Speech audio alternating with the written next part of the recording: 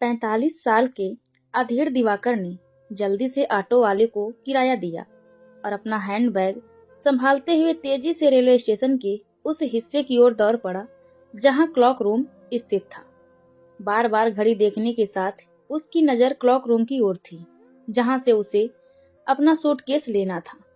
Train छूटने में सिर्फ 20 मिनट ही शेष थे और उसे तत्परता से यह काम कर 2 फुट ओवर ब्रिज पार करके प्लेटफॉर्म नंबर 6 पर पहुंचना था, जहां पर वह ट्रेन खड़ी थी, जिसमें सवार होकर उसे अपने गंतव्य दिल्ली पहुंचना था।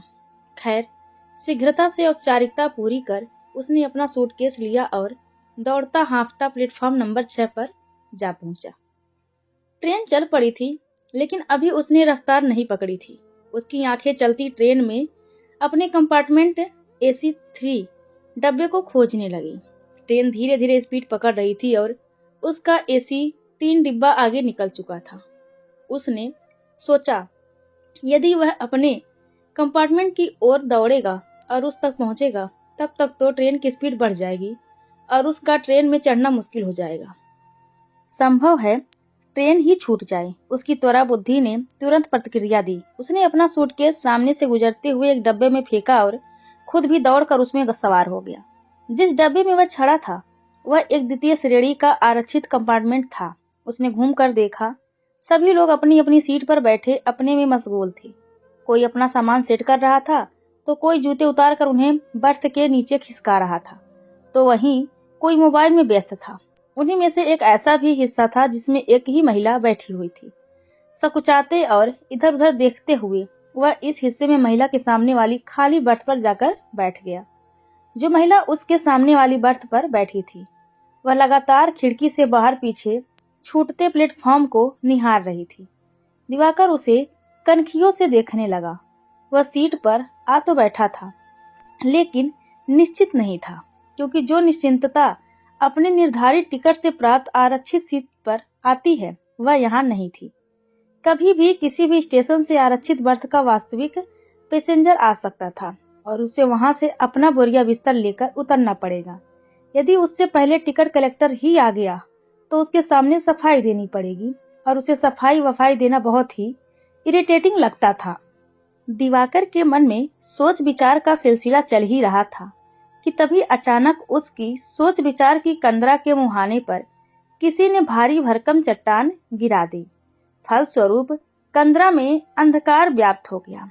विचार, प्रश्न सब तिमिरा छिद्रित हो गए। कारण था महिला का उसकी ओर और खुद दिवाकर का उसकी ओर एकटक भाव से अपलक देखते ही रह जाना। उस महिला की उम्र कोई 40-45 से कम नहीं थी। उसके चेहरे में एक कशिश थी जो उसे अपनी ओर खींचे जा रही थी। सामान्य कदकाठी की यह महिला गुलाबी रंग के डिजाइनर सूट सलवार पहनी थी, जिस पर क्रीम रंग का दुपट्टा और उसमें जड़ी छोटी छोटी अनगिनत घंटियां सोने पर सुहागा प्रतीत हो रही थी। दिवाकर उस महिला के आभा मंडल से सम्मोहित हुआ जा रहा था। वह उसे देखकर मन ही मन प्रसन्न हो ख्यालों में खोने लगा। एक्सक्यूज मी, कुछ कहना है आपको? क्या देख रहे हैं आप? आपको नहीं लगता कि इस तरह से किसी महिला को तकना बदतमीजी कहलाती है? हेलो मिस्टर, आप ही से कह रही हूँ। आप चूंकि हुलिये और कपड़ों से शरीफ आदमी लग रहे हैं, इसीलिए इस भाव में बात कर रही हूँ, वरना मुझे दूसरे भाव भी आते हैं। हेलो, हाँ जी। दिवाकर अभी भी उसे अपलक देखे जा रहा था। 2 चुटकियां चेहरे के पास बजी तो वह सम्मोहन से बाहर आया। ओह सॉरी मैडम, एक्चुअली मैं एक फेस रीडर हूँ। मुझे आपके चेहरे में कुछ विशेष दिखाई पड़ रहा है, जो फेस रीडिंग के मेरे अब तक के अनुभव को चुनौती देता प्रतीत हो रहा है। क्षमा चाहता हूँ, मुझे आपको ऐसे नहीं देखना चाहिए था। दिवाकर ने क्षमा पुनः मांगी तो लेकिन इस दौरान वह उस महिला के पूरे चेहरे को पढ़ चुका था। उसे पूरा विश्वास था कि कुछ ही देर बाद उससे कुछ प्रश्न पूछे जाने हैं। फेस रीडिंग संबंधी जिज्ञासाएं प्रकट होने वाली हैं। वह चाहता तो आमतौर पर सटीक पढ़ने वाली 1-2 बात बताकर उस महिला को कौतुक में डाल सकता था, परंतु वह पहल सामने से करवाना चाहता था। इसीलिए शांत भाव से अपने मोबाइल के साथ व्यस्त होने का नाटक करने लगा। उसने प्रतीक्षा करना शुरू किया। उसके अधरों पर मुस्कान तैर रही थी। फेस रीडिंग की बात ने महिला को रोमांचित कर दिया था। उसे ऐसी अनुभूति होने लगी कि वह इस व्यक्ति से पहले भी मिल चुकी है, परंतु बहुत जोर देने पर भी वह स्मरण न कर सकी कि वह इससे कब और कहाँ मिली है। वह मन ही मन सोच रही थी कि इस अजनबी को क्या मालूम कि फेस रीडिंग उसकी कमजोरी है। फिर उसने सोचा कि कहीं यह कोई बहरूपिया तो नहीं जो उसे हानि पहुंचाना चाहता है। आजकल बहुत बुरा समय चल रहा है, इसीलिए हर किसी के सामने खुलना ठीक नहीं। पर देखने से तो यह कोई पाखंडी या आपराधिक प्रवृत्ति का नहीं लगता। मुझे न जाने क्यों ऐसा महसूस हो रहा है कि यह आदमी मेरे लिए नुकसानदेह नहीं हो सकता। पर आजकल किसी का क्या भरोसा। छलिए और कपटी लोग ऐसे ही मोहिनी सूरत लिए फिरते हैं। दोनों अपने अपने मन में विचार मगन थे। चिंता मत कीजिए, आपको मुझसे कोई खतरा नहीं हो सकता, दिवाकर ने आश्वस्त करते हुए कहा। आप हंस क्यों रहे हैं? महिला ने दिवाकर से पूछा। मुझे लगता है मैडम कि मेरे चेहरे पर जो भाव प्रतिलक्षित हैं वो मुस्कान कहलाती हैं। हंसने में तो अधर कपाट खुलते हैं और दंतुलियों के दिग दर्शन होते हैं जो कि नहीं हुए। इसीलिए इस भाव मुद्रा को आप हंसना नहीं कह सकती हैं। हाँ हाँ, वही मेरा मतलब वही था। आप मुझे देखकर मुस्कुरा क्यों रहे हैं? क्योंकि मेरी फेस रीडिंग विद्या मुझसे कह रही है कि यहाँ एक इंटरेस्टिंग फेस रीडिंग का सेंसन होने वाला है जिसकी शुरुआत आप करेंगी। मैं भला क्यों आपसे बात करूंगी? मैं आपको जानती नहीं, पहचानती नहीं, और वैसे भी मेरी फेस रीडिंग में कोई दिलचस्पी नहीं है। वैसे आप कहें तो मैं आपके बारे में कुछ अनुमान लगा सकता हूँ। दिवाकर ने महिला की ओर एक सटीक गुंगली फेंकी। लेकिन मैं आपको क्यों इजाजत दूं? और मैंने कहा ना, मुझे इन अंधविश्वासों में कोई दिलचस्पी नहीं है।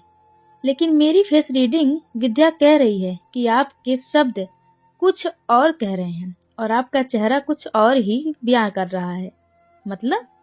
मतलब आपके चेहरे ने जैसे ही मेरे मुंह से फेस रीडिंग शब्द सुने, सकारात्मक प्रतिक्रिया दी। आपकी आंखों की चमक, अधरों का स्मित भाव और भावों का फैलाव बताता है कि आप भी इस क्षेत्र में दखल रखती हैं। मतलब आपको भी थोड़ा बहुत इस विद्या का ज्ञान है। महिला उसकी बात सुनकर थोड़ा गंभीर हुई, फिर मुस्कुराते हुए बोली, चलिए मान लेते हैं इसी बहाने थोड़ा टाइम ही पास हो जाएगा। लगाइए, क्या अनुमान लगा सकते हैं आप मेरे बारे में? जैसे ही महिला ने दिलचस्पी दिखाई, दिवाकर मन ही मन खुश हो गया। यही तो चाहता था वह। बस फिर क्या था, खेल शुरू।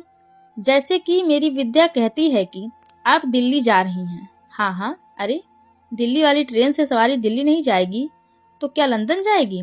और महिला जोर से खिलखिलाकर हंस पड़ी। उसकी हंसी में बाल सुलभ निर्मलता थी। दिवाकर मंत्र मुग्ध हो उस महिला को हंसते हुए देखता रहा। फिर मुस्कुराते हुए उसने हाई फाई वाली मुद्रा में अपनी दाईं हथेली आगे बढ़ाई और महिला ने भी हंसते हुए उसके हाथ पर ताली दे दी।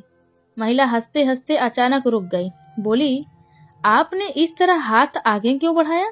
क्योंकि मेरी विद्या कहती है कि आप हंसते हुए सामने वाले के हाथ पे ताली मारकर अपनी हंसी समाप्त करती हैं। आपको यह बात कैसे पता? महिला ने हैरत से पूछा। कहा ना कि मेरी फेस रीडिंग विद्या मुझे सिग्नल देती है। Interesting, very interesting. और क्या सिग्नल दे रही है आपकी फेस रीडिंग विद्या? महिला दिवाकर के चेहरे को गौर से पढ़ने लगी। दिवाकर भी गौर से महिला के चेहरे को देखने लगा। कुछ के क्षण देखता रहा, फिर आंखें बंद करके बोला, आपके चेहरे को देखकर मुझे पुष्प दिखाई पड़ने लगे हैं। पुष्प के साथ भीमराव बाबा साहब अम्बेडकर भी दिखने लगे हैं। मतलब आपका दिल्ली में पुष्प या अम्बेडकर जी से कोई संबंध जरूर होगा। मतलब कोई गार्डन या अम्बेडकर जी के से संबंधित कोई पुस्तक या कोई नगर या घर का पता वगैरह वगैरह। दिवाकर ने अब आंखें खोल दी। उसने देखा महिला आश्चर्य से भरी उसको अपलक देख रही थी। और क्या बता रही है तुम्हारी विद्या, तुम्हारी यह फेस रीडिंग? महिला ने गंभीर होते हुए पूछा। लेकिन आपने जवाब नहीं दिया कि आपका पुष्प और अंबेडकर जी से क्या संबंध है। मैं दिल्ली में पुष्प विहार में रहती हूँ, उसे अंबेडकर नगर भी कहते हैं। आप हाथ आगे कीजिए 1 मिनट। महिला ने दिवाकर की बात का अनुसरण किया। दिवाकर थोड़ा आगे झुककर महिला की हथेली को किसी अनुभवी और प्रशिक्षित ज्योतिषी की भांति देखने लगा। कुछ देर निरीक्षण करने के बाद वह वापस पीछे की ओर सरक गया और गौर से महिला के फेस को देखा। फिर आंखें बंद कर मंद मंद मुस्कुराने लगा। क्या बात है, आप मुस्कुरा क्यों रहे हैं? महिला ने आश्चर्य से पूछा। कोई खास बात नहीं है, दिवाकर ने आंखें बंद किए ही कहा। कोई खास बात नहीं है तो फिर यूं एकाएक मुस्कुराने का सबब? देखिए, यदि आप बुरा न माने तो कहूं, ऐसी क्या बात है? मुझे कुछ ऐसा दिखाई पड़ रहा है कि असमंजस में हूं कि कहूं या ना कहूं। कहूं तो डर है कि कहीं आप बुरा न मान जाएं। ऐसा क्या विलक्षण दिख रहा है आपको कि दुविधाग्रस्त हो गए? मैं जानना चाहती हूँ। मेरी उत्सुकता ना बढ़ाइए तो सुनिए। मुझे दिखाई पड़ रहा है एक रसगुल्ला, उसके ऊपर रखी हुई एक मूछ, एक किताब जिस पर कविता लिखा हुआ है, एक चाक, एक डस्टर और साथ में गुलाब के 2 अधखिले फूल। कुछ समझ में आया मैडम? मैं कैसे समझ सकती हूँ? तुम यह सब देख रहे हो, तुम ही बताओ। शायद मैं गलत भी हो सकता हूँ, लेकिन इन सब के मुताबिक जैसे रसगुल्ले के ऊपर मूछ अर्थात मिठाई और व्यक्ति मतलब आपका या आपके किसी करीबी का मिठाइयों का कारोबार या मिठाई में दिलचस्पी। मेरे पिताजी की मिठाई की दुकान है। महिला ने दिवाकर की बात काटते हुए कहा। ओके, दूसरा, एक कविता की किताब और चाक डस्टर अर्थात आप टीचर हैं और हिंदी विषय की शिक्षिका हैं। क्या यह भी सही है? हाँ, सही है। दिवाकर ने अब महिला के चेहरे को और भी गौर से देखते हुए कहा। मैंने कहा था ना कि यहाँ फेस रीडिंग का एक इंटरेस्टिंग सेंसन होने वाला है। दिवाकर ने आंखें खोलते हुए कहा। वह सब तो ठीक है, परंतु अभी आपने पूरी बात नहीं बताई है। उन 2 अधखिले गुलाब के फूलों का क्या रहस्य है? महिला ने दिवाकर की आंखों में आंखें गड़ाते हुए पूछा। दिवाकर कुछ क्षण खामोश रहा, फिर एक गहरी विश्वास खींचते हुए बोला। वे आपके युवा अवस्था के अधूरे प्रेम के प्रतीक हैं। क्या बकवास कर रहे हैं आप? यूं ही कुछ भी अनाप शनाप आप कहेंगे और मैं हाँ करती जाऊंगी? यह गलत है। यह कहकर महिला खिड़की के बाहर देखने लगी। दिवाकर उसे गौर से देखने लगा। कुछ देर तक कंपार्टमेंट में मौन छा गया। लेकिन मेरी विद्या और आपके फेशियल एक्सप्रेशन कह रहे हैं कि मैं जो कह रहा हूँ वह गलत नहीं है। मुझे लगता है कि ये बहुत निजी बातें होती हैं जिन्हें सबसे शेयर नहीं करनी चाहिए। मैं आपकी भावना का सम्मान करता हूँ, पर फिर भी सच बताइएगा, क्या कोई आपसे प्रेम करता था कॉलेज में? महिला ट्रेन की छत पर लगे पंखे को देखने लगी। कुछ देर मौन रही। देखिए, यदि आप नहीं बताना चाहती हैं तो ठीक है, मैं अपनी दुकान बंद करता हूँ। महिला ने उसकी ओर देखा, फिर गहरी सांस छोड़ते हुए बोली। यस, मैं जानती थी कि वह मुझे चाहता है, पर कभी कह नहीं सका। शरीफ और ईमानदार लड़का था। क्या उसने कभी कुछ नहीं कहा? नहीं, कभी नहीं। लेकिन मेरी विद्या कहती है कि उसने एक बार इजहार किया था। तो आप यह कहना चाहते हैं कि मैं झूठ बोल रही हूँ? नहीं, बिल्कुल नहीं। लेकिन आप कोशिश कर रही हैं, पर आपका फेस इसके उलट गवाही दे रहा है। महिला फिर से खिड़की के बाहर तेजी से बदलते दृश्य को देखने लगी। उसका चेहरा गंभीर हो उठा। हाँ, 1-2 बार कहने की कोशिश जरूर की थी उसने, पर हिम्मत नहीं जुटा सका था। फिर आखिरकार एक दिन उसने इस पार या उस पार की मुद्रा में कहा। मतलब उसने सीधे सीधे मुझसे कहा कि वह मुझसे शादी करना चाहता था। Very interesting. तो फिर अड़चन क्या थी? अड़चन मैं खुद थी, मेरे संस्कार, मेरा डर था। मतलब आपने उसे मना कर दिया? कह सकते हो। फिर आप उससे कभी नहीं मिली? मिली थी 1-2 बार, उसके दिल्ली विश्वविद्यालय के साउथ कैंपस में। क्यों? आपने तो उसे मना कर दिया था, फिर क्यों मिली आप? बस ऐसे ही मन किया। मतलब आप भी उससे प्यार करती थी? हो सकता है। यह अनुभूति मुझे उसके एमए में पास आउट हो जाने के बाद महसूस हुई। उसके बाद फिर उससे कभी नहीं मिली। 25-26 साल हो गए हैं इस बात को। अब तो वह मेरे सामने आ भी जाए तो शायद मैं उसे पहचान ना पाऊं, और अगर वह संयोग से किसी दिन आपके सामने आ ही गया तो वह आपको पहचान लेगा, 100% पहचान लेगा। महिला ने दृढ़ता से कहा। लेकिन 25-30 सालों में तो आदमी की शकल सूरत, चाल ढाल, डील डौल सब बदल जाता है। आप में भी तो बदलाव आए होंगे, फिर भी आपको विश्वास है कि वह आपको पहचान लेगा? बिल्कुल, बिल्कुल विश्वास है। महिला ने फिर दृढ़ता से कहा। आप जानना नहीं चाहती हैं कि इस समय वह कहाँ और कैसा है? जरूर जानना चाहती हूँ, बल्कि मैं यह भी जानना चाहती हूँ कि उसने शादी की या नहीं। क्या तुम बता सकते हो? दिवाकर मुस्कुरा दिया और उसने आंखें बंद कर ली। कुछ क्षण मौन बंद आंखों के साथ मुस्कुराता रहा। फिर आंखें बंद किए ही वो बोला, उसके 2 बच्चे हैं। एक खूबसूरत मृदु भाषणी पत्नी है जो उस पर अपनी जान निछावर करने को हमेशा तैयार रहती है। खुश है वह अपनी दुनिया में, सुखी है। यह कहकर दिवाकर ने आंखें खोल दी। देखा, महिला की आंखें सजल हो आई थी। उसने दुपट्टे से आंखें पोंछते हुए कहा, मुझे खुशी है कि वह सुखी है। मैडम, एक बात पूछूं? एक्चुअली मैं भविष्यवाणी नहीं करता और ना ही भविष्य के बारे में कुछ बताता हूँ, लेकिन मैं आपसे एक बात पूछना चाहता हूँ। हालांकि यह निजी प्रश्न है, फिर भी क्या आपने शादी की थी? मैंने भी शादी की थी, पर मेरी शादी की उम्र मात्र 3 साल ही रही। लेकिन छोड़ो, मुझे खुशी है कि वह सुखी है। कहते हुए महिला फिर से बाहर देखने लगी। खेत, घर, सड़क, पेड़ों का समूह, दूर पहाड़ों की पंक्तियां तीव्र गति से पीछे छूटते जा रहे थे। कुछ देर बाद स्टेशन आ गया और ट्रेन रुक गई। प्लेटफॉर्म से चाय, पकौड़े, पूरी सब्जी की आवाजें आने लगी। सवारी का चढ़ना उतरना जारी था। तभी एक फैमिली कंपार्टमेंट में दाखिल हुई और दिवाकर के सामने आकर खड़ी हो गई। दिवाकर समझ गया कि आरक्षित वर्थ का वास्तविक स्वामी आ गया है। उसने एक क्षण महिला को देखा, फिर तुरंत ही अपना सूटकेस और हैंडबैग लेकर नीचे उतर गया। खिड़की के पास आकर महिला से बोला, यह मेरा कार्ड है। कभी कोई समस्या हो, जरूरत हो तो मुझे याद कर लेना। मुझे तुम्हारे कुछ काम आने में बहुत खुशी होगी।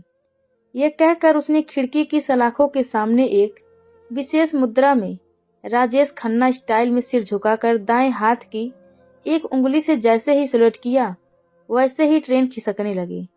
यह देख महिला का मुंह आश्चर्य से खुला का खुला रह गया। वह दौड़कर दरवाजे तक गई, परंतु तब तक ट्रेन ने गति पकड़ ली थी। प्लेटफॉर्म पीछे छूटने लगा था। महिला की नजर दूर दूर तक प्लेटफॉर्म पर दौड़कर लौट आई, पर वो नहीं दिखा। उसने दुपट्टे से अपना मुंह ढांप लिया। वह वापस अपनी बर्थ पर आ बैठी। वो मेरे सामने था और मैं उसे पहचान न पाई। ओह! वह छत के पंखे को एकटक देखने लगी। उसकी सांसें तेज तेज चलने लगी। वह उसके साथ हुई बातचीत को मन ही मन रिवाइंड करने लगी। उसने बर्थ की पीठ पर सिर टिका दिया और आंखें मूंद ली। फिर कुछ देर बाद अचानक उसका ध्यान हाथ में पकड़े कार्ड की ओर गया। उसने कार्ड देखा। उसके कोनों में उकेरी गई नीली कमल पत्तियों को देख मुस्कुरा दी। दुनिया कितनी छोटी है रश्मि। वह एक बार फिर तुम्हारे सामने था और तुम पहचान ना सकी। उसने इतने सालों बाद भी झट से तुझे पहचान लिया। तुझसे बतियाता रहा, हाय वाय भी किया, घर परिवार, एड्रेस, कॉलेज की बात की, और तुम मूर्ख उसकी बातों में ही अटकी रही। उसे ना पहचान सकी। दिवाकर, मुझे समझ जाना चाहिए था कि तुम फेस रीडिंग नहीं बल्कि इतने सालों बाद मुझे पहचान कर पुरानी स्मृतियों को ताजा कर रहे थे। यह सब सोचते सोचते महिला रश्मि मुस्कुराने लगी। उसने अपने हैंडबैग में से एक कार्ड निकाला और उसे दिवाकर के दिए कार्ड के साथ मिलाने लगी। नीली कमल पत्तियों वाले दोनों कार्डों पर लिखा था, तुम सर्वश्रेष्ठ हो। उसने दोनों कार्डों को हैंडबैग में रखा और मुस्कुराते हुए एक बार फिर खिड़की के बाहर देखने लगी। कुछ देर पहले के निर्जन मैदानों, सूखे कंटीले पेड़े, काले मटमैले पहाड़ों के दृश्यों की जगह अब हरे भरे लहलहाते खेतों, फूलों से लदे फंदे पेड़ पौधों, बलखाती नदी के दृश्यों ने ले ली थी। और रश्मि लगातार ख्यालों में खोई बाहर की ओर देखते हुए लगातार मुस्कुरा रही थी। तो दोस्तों, हमारी आज की कहानी आप सभी को कैसी लगी? कृपया कमेंट करके जरूर बताएं और चैनल को लाइक शेयर और सब्सक्राइब करना बिल्कुल ना भूलें। धन्यवाद आप सबका।